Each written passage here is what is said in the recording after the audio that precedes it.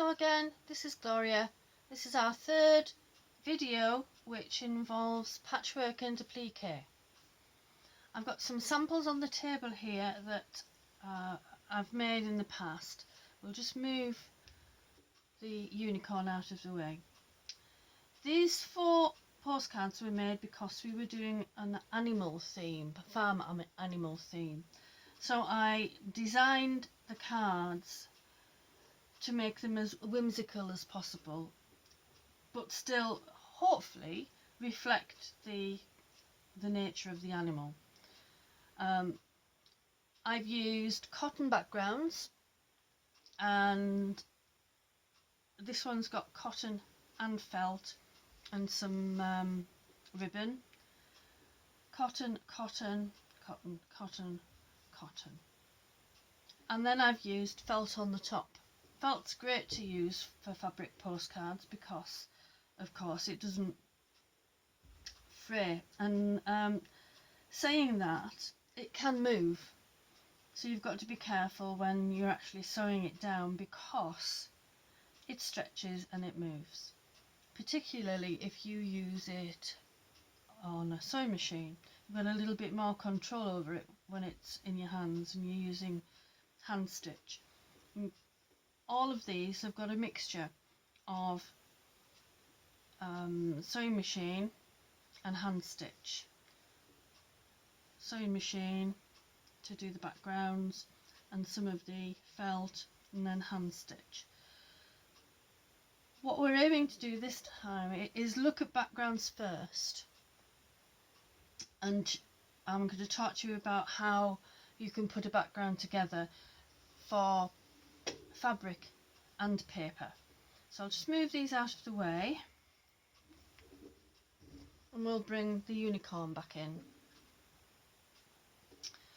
The farm animals are completed postcards with Pelmet Vilene, and I've even put some extra fabric on the back. This is built upon craft card. And what I did first of all was I sewed the patches together, then it was all stuck down to craft card. It's a little bit bigger than a normal postcard. I was just playing around to see what would happen. The pink fabric here has been stabilised, so I put some Calico behind it, and then that shape was cut out.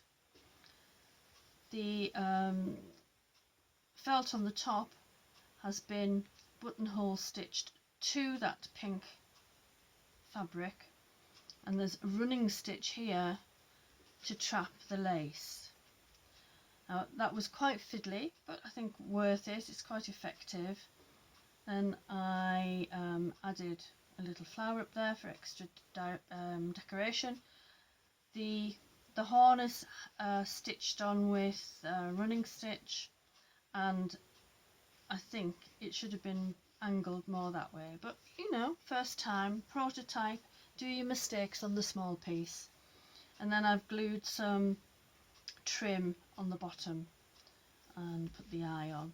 I think it's quite cute and easy to do apart from this bit here. So we're going to have a look at backgrounds. If you noticed in the farm animals, I have just put one piece of fabric over another and sewed it on the sewing machine. So the end will fray over time, but for these it didn't matter. This one as well, I had squares of black and white fabrics and I've just stitched over the top. So we're going to have a look at different ways of pulling a background together. This is proper patchwork, where you have pieces that you would attach by using the sewing machine, and then you iron the bits flat, so it's built up in a strip. So these 2 pieces were joined together first, these 2 pieces, then the strips were joined together to make the start of the patchwork. I've got this piece to go on, and it's going to go like that. I've already ironed the seams down, and that one is ironed down already there.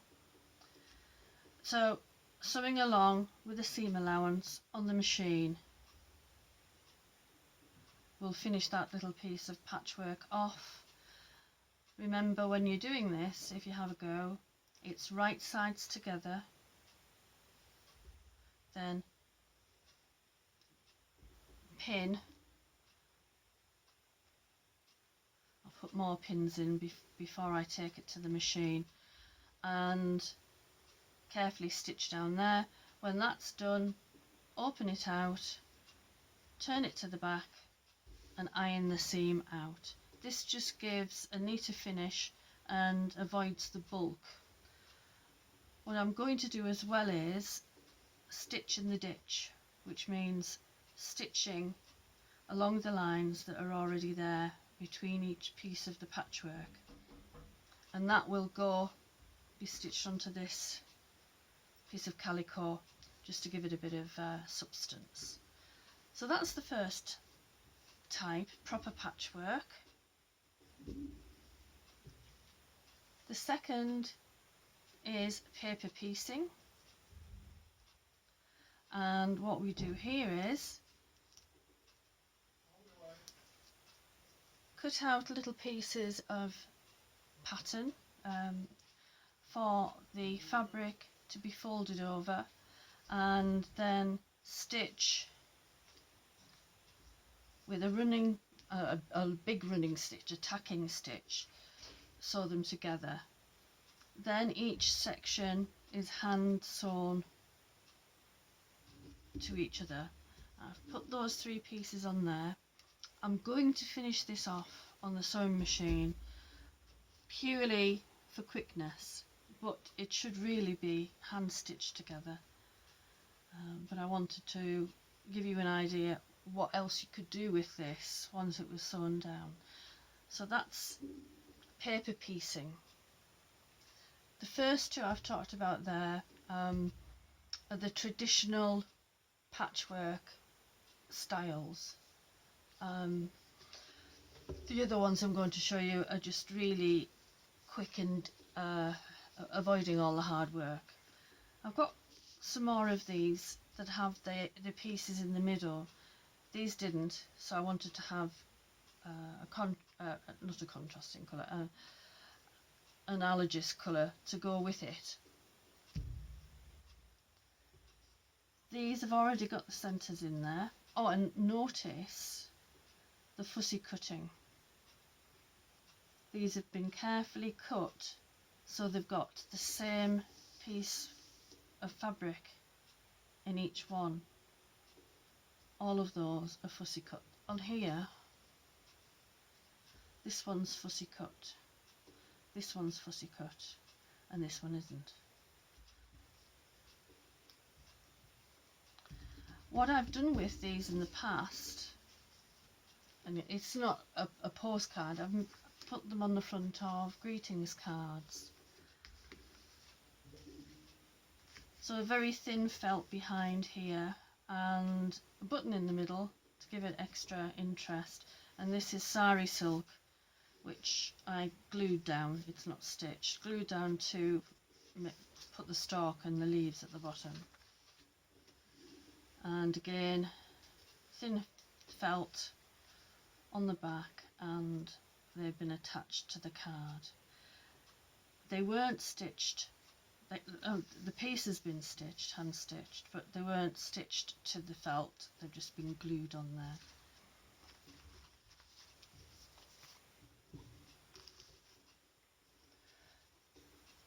Raw edges like this one and the other examples that I've shown you, just overlapping the bits of fabric, and I've already stitched that together, and that was 3 lines of stitch just to keep things in place. So this is ready for something to go over the top. It has calico on the back just to give it a bit more substance.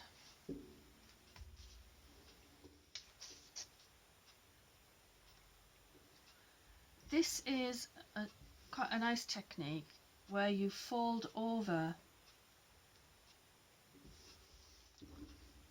the fabric, so that the first piece of fabric is put down, the next piece of fabric is put down with just a small piece already folded over, so you get a neat edge, and you lay it down, pin it and stitch along. So this one is ready now to cover up this raggedy edge here to finish that off.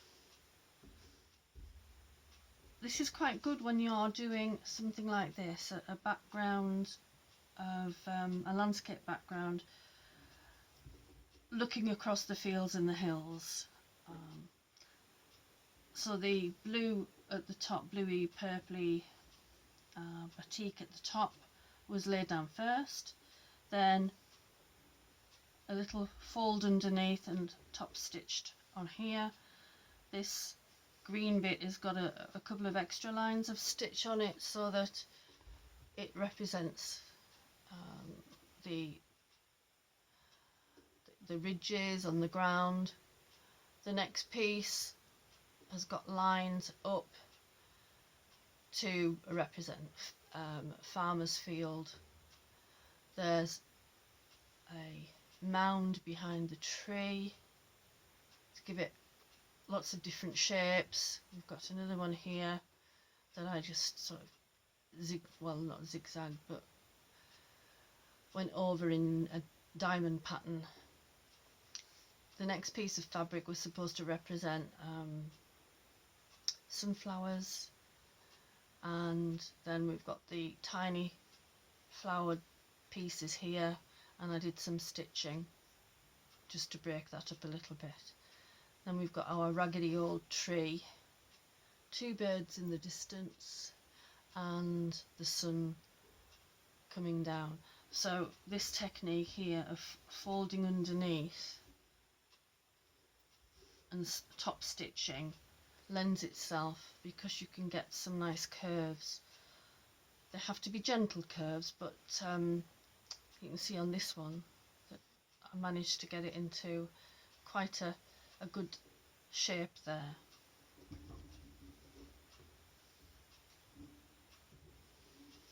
And then what we've looked at before, when we've used the Bondaweb and we've just fused the pieces to the backing.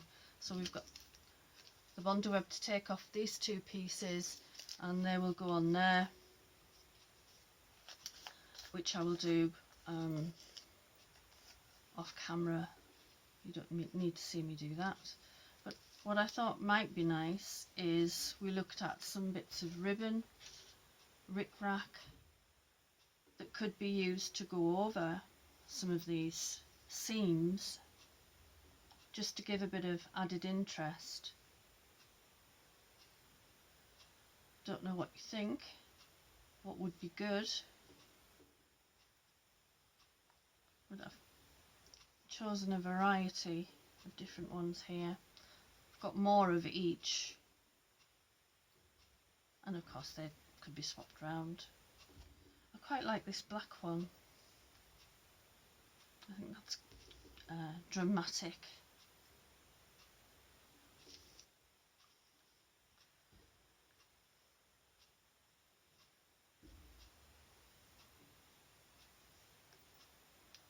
Could be something like that. Just a thought. I don't intend to do that, because I'm going to use this piece here to make another cow, to show you the process of building that up on the backing here. I've got the pieces cut out ready. So what I'll do now is I'll go and finish off these samples, and then come back to you so you can see what they look like when they're finished off.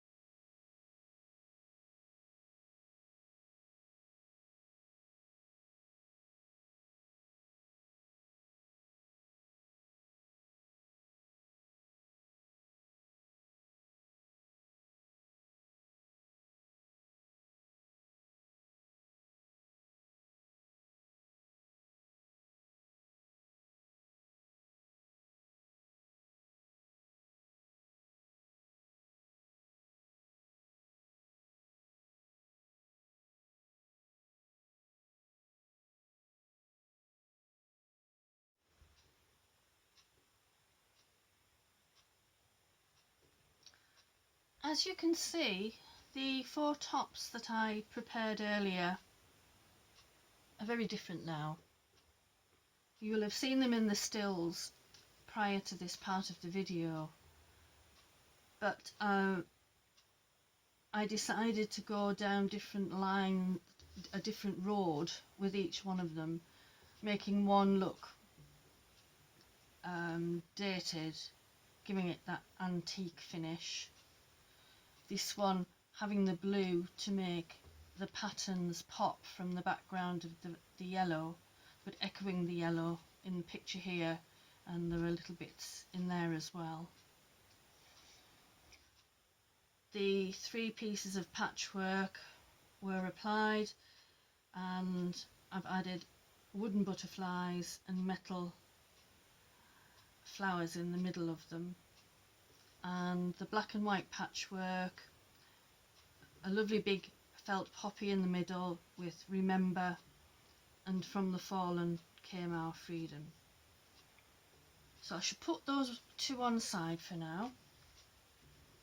I kept the green one to do the cow.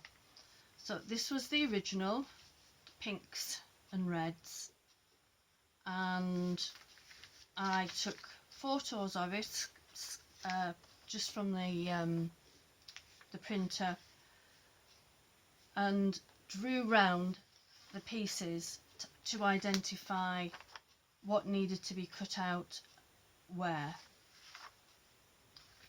From those 2 pieces of paper I cut out the pattern. As you can see, the head is separate because it needs to look as though it's higher up than the body, so you will need to put a little bit of extra fabric on the body there to tuck under. The nose is on the top, again to come further forward. The ears I cut in one piece, but they need to be separated because one needs to look as though it's behind and the other one needs to look as though it's on the top of the head. So in a minute when I show you the pieces, you'll see I've cut those apart. And these are all the patches which go on top of everything else, and then the buttons. So here is my piece. It did look alright a moment ago, but gathering it up with everything else, I've made a mess of it. So there we have the one ear that sort of goes behind, the other one that looks like it comes on top, the body tucked under there, the nose section on the surface here, the nostrils, and then the patches.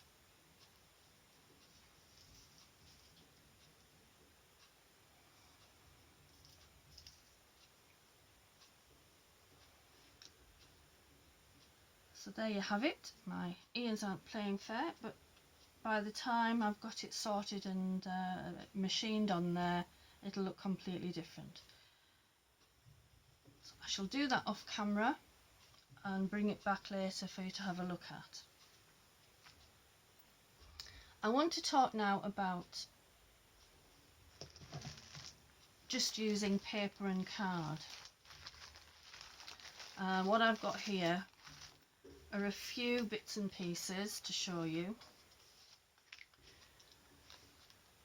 There are several pieces in the background that have been collaged on, and if I count them up, 1, 2, then there's this washi tape that goes through, then this piece is all one, and then we've got "Dream Big, Work Hard" at the top there, and some sparkles. So the emphasis for this page is this section, which I've drawn round with a grey, so it should stand out a little bit. And it is postcard size, but it could be used as a journaling card, it could be put into a journal, and it would look quite pretty there. So I like that one. This one has got lots of papers in the background. So let me see if I can work it out. 1, 2, 3, 4, 5, 6, 7, 8, 9. And then there's some washi tape. And they're all in the background. And I've put a transfer with some pansies on there. Applied the daisies. Put the word flourish, and then I've got a little sticker up there, April. It's on this paper that I would never use,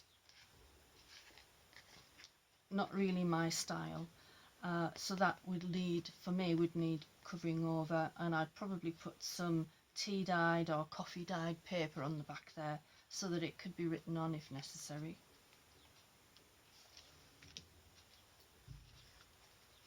Another one with lots of pieces in the background. 1, 2, 3, 4, 5, and some sari silk. Then I've put this on. This is a topper or snippet, and it's really helpful to make up a batch of these things so that you can look through what you've got and decide perhaps, oh yes, that's quite nice, I'll put it on the top of there. It's also got some stamping on it, the word awesome that was printed on a piece of see-through paper, and another little ticket here in French. The snippets or toppers I'm going to talk about in a later video and show you how I do them. Those 3 that you've already seen I did a while ago. This I did a couple of days ago. Not so many different papers in the background. It looks like it does because of the subjects there, but I think there's actually only 2. Then I put the white flowers as a clear sticker, charming, and some lace leaves.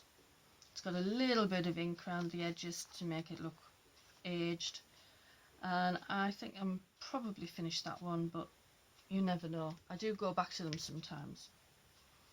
Now this one is bigger than postcard, but I wanted to show you this one, that how you can actually make a patchwork. Obviously on these, particularly that one with all those bits that are there, multi-layered collage here.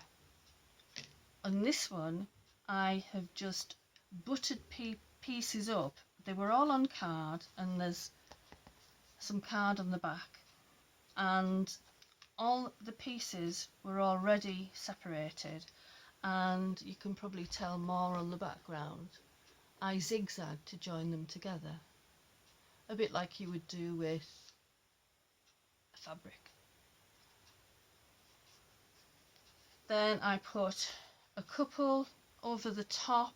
It needed something strong to stand out against this multi-layered and multi-colourful background.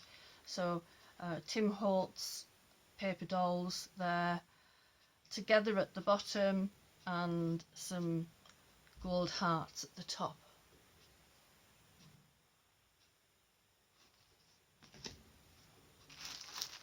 I've got a couple here that I need to finish. So what I've done is I've sorted out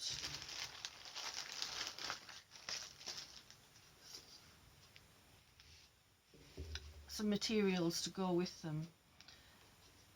This one has also got lots of bits going on in the background, and it needs something powerful to stand out. So I thought if I got out my paper, or some of my paper flowers, I could stick a paper flower there. Then I'd put a word or statement here, because that is another one of those labels that is very difficult to read. They're there for decoration rather than information. So I went through some of these. I have a box full of these.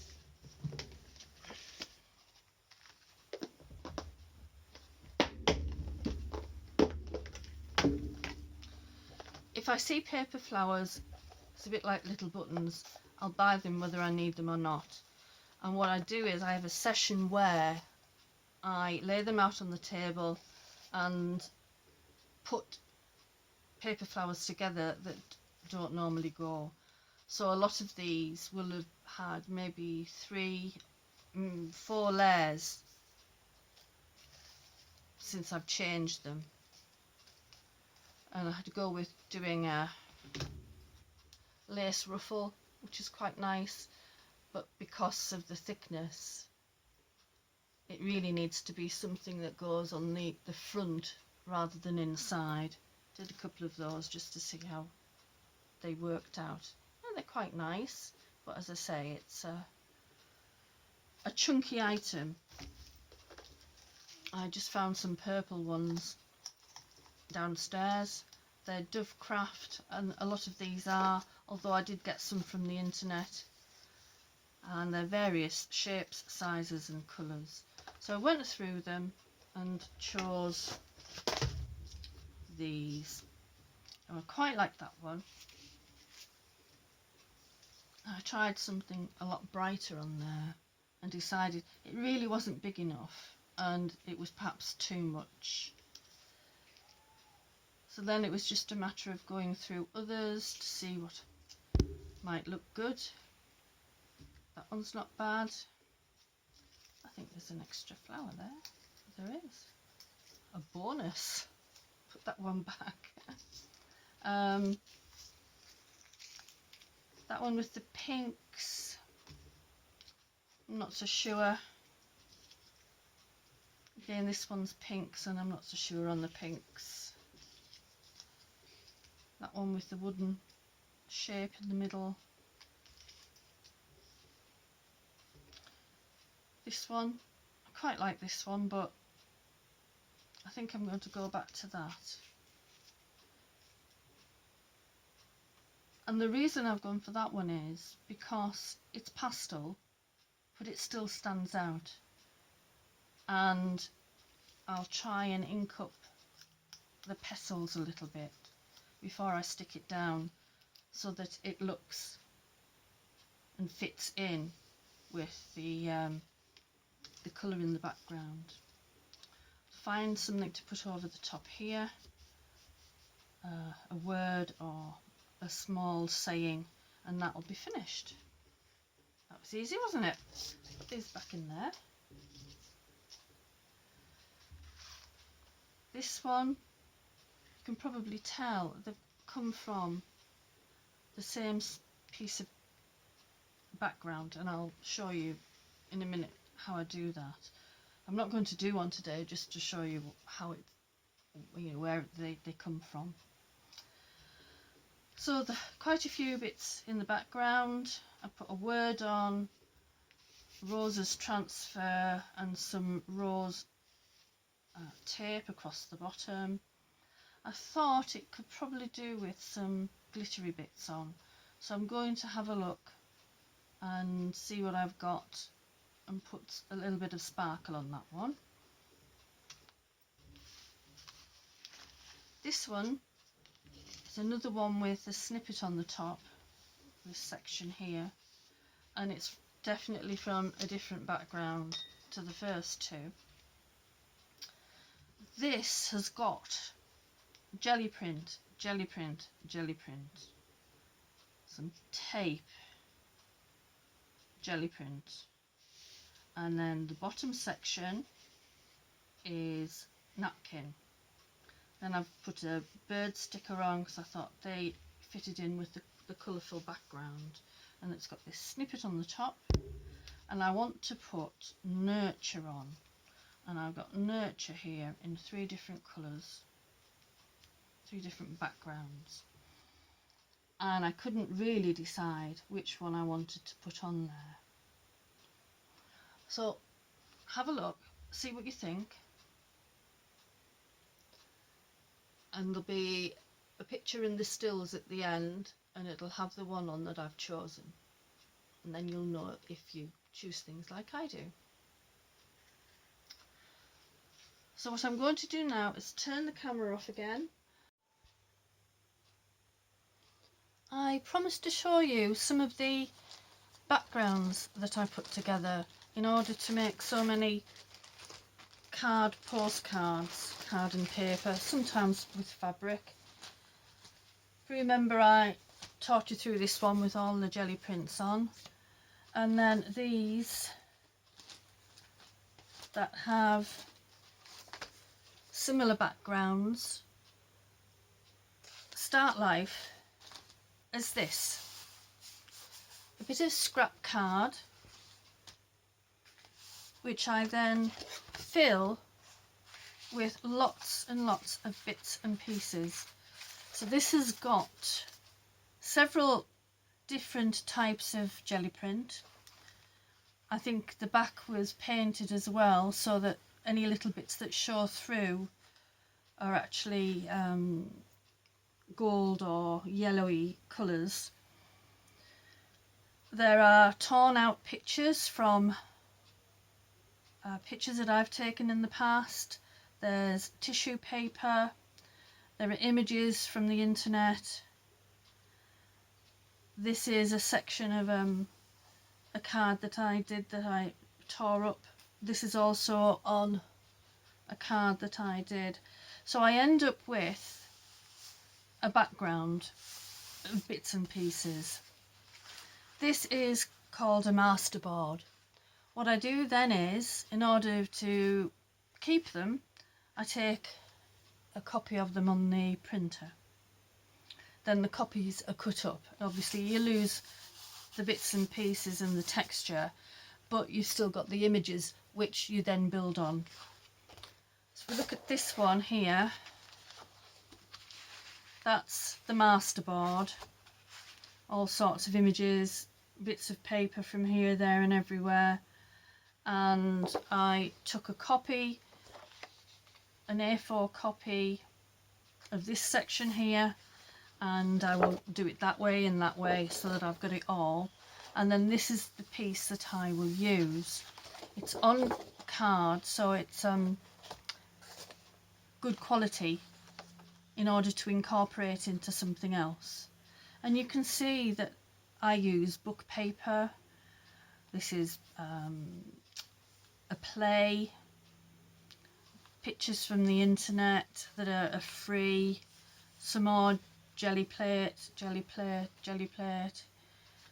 old advertisements that came out of People's Friend, I think. There's all sorts on there, and already has a lot of interest before I start to build on it. That's that one. This one has got an awful lot of jelly plate on it, and I didn't like the brightness of it, so I went over with some gesso mixed with a little bit of distress ink in oh, what do you call it, one of the brownie ones, Vintage Photo. So I mixed it together and put it over it just to knock everything back. And this is the photocopy, that one of them that I'll use to tear up and add more to. I also just do colour backgrounds. So this has got several layers of paint on it. It's then got some stamps in the black, and this is stenciling over the top. So this also gives you a wonderful background to use. And I use these a lot. I mean, these may well get torn up and used as bits to go onto another masterboard. There's another one with several colours in the background, including this lovely bronze. I wish I'd put more of that on to have a bit more sparkle. I don't know if you can see it. Yeah, you can. Then some stamping and stenciling, and it's ready to tear up to use. So they are masterboards, and I use them a lot when I'm constructing pages in order to make cards, postcards, and pages in my journals of varying styles. So the cow, finished him or her. As you can see, made into a postcard. Everything stuck on really well. I chose buttons for nostrils and eyes, and I think he looks rather cute. So from beginning, using the patchwork background, to end using the applique cow. Quite satisfying to actually finish something, and it goes with the other ones that I've done, the toppers that I've done.